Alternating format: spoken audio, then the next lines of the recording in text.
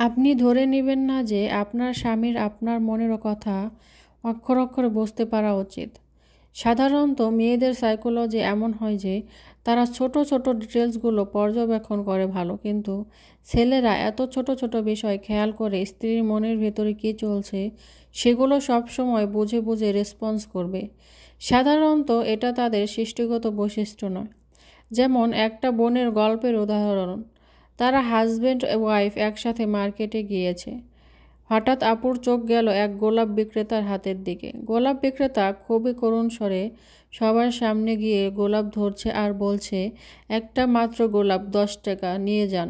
মানুষ তাকে তেমন পাত্তা দিচ্ছে না। আপুকে দেখে যেন বিক্রেতা বুঝলো যে আপু গোলাপ চাচ্ছে। তখন সে সরাসরি আপুর হাজব্যান্ডের সামনে গিয়ে গোলাপগুলো মেলে ধরলো।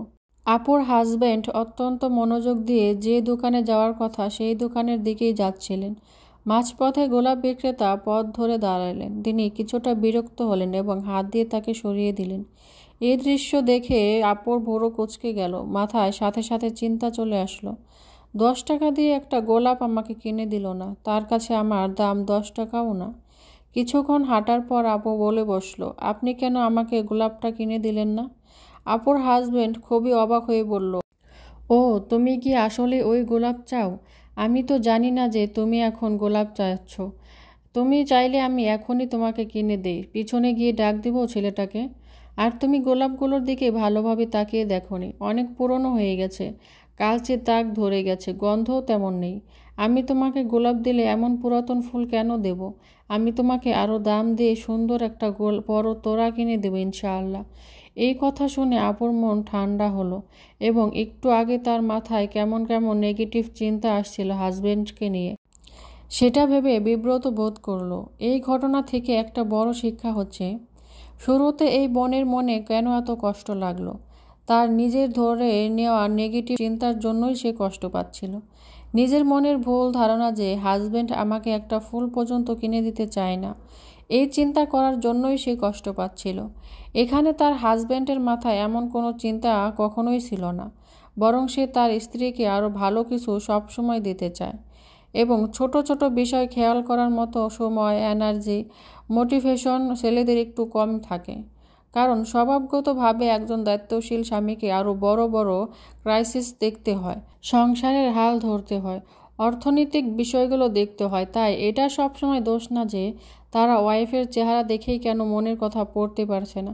মাঝে মাঝে ভেঙে তাদের খুলে বলায় ক্ষতি নেই। তাই এই ক্ষেত্রে সবাই যদি সহানুভূতিশীল হয় এবং বুঝতে চেষ্টা করে আমার চেহারা দেখেই হাজবেন্ড সব বুঝে ফেলবে, এভাবে তাদের সৃষ্টি করা হয়নি। মাইন্ড রিডিং করতে না পারলেও সে আমাকে ভালোবাসে। তাই মনে রাগ না পুষে রেখে আমাদের বরং খোলাখুলি কমিউনিকেশন করা উচিত ছিল। খোলাখুলি আলাপ করলে অনেক ভুল বোঝাবুঝি দূর হয়ে যায় ইনশাআল্লাহ। তাই দাম্পত্য জীবনকে সুস্থ ও বরকতপূর্ণ রাখতে আরও কিছু গুরুত্বপূর্ণ টিপস। কখনও অযাচিত ধারণা করবেন না যে আপনার হাজবেন্ডের উচিত ছিল আপনার মনের কথা পড়ে ফেলার। এরকম ভাববেন না যে একজন দায়িত্বশীল পুরুষ ইচ্ছা করে আপনাকে কষ্ট দিতে চাইছে।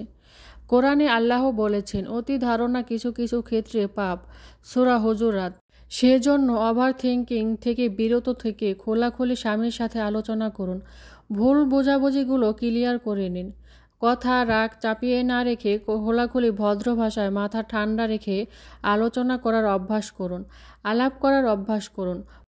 প্রত্যেকে যার যার জায়গা থেকে নিজের সীমাবদ্ধতা বোঝার চেষ্টা করুন এবং আল্লাহর কাছে দাম্পত্য জীবনে বরকত বৃদ্ধির জন্য সবসময় দোয়া করুন।